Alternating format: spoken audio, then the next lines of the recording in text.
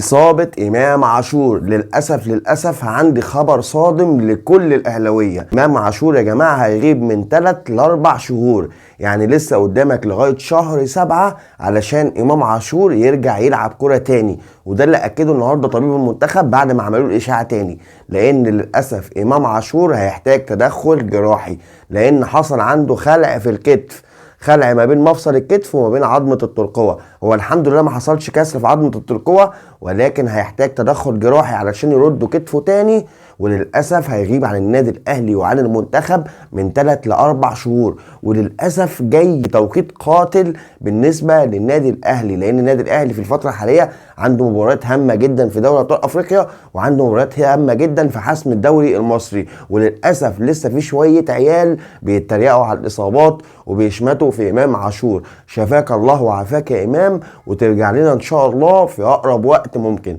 في نهاية الفيديو أعزائي ما تنسوش تعملوا لايك وكومنت وشير واشتراك في القناة. السلام عليكم.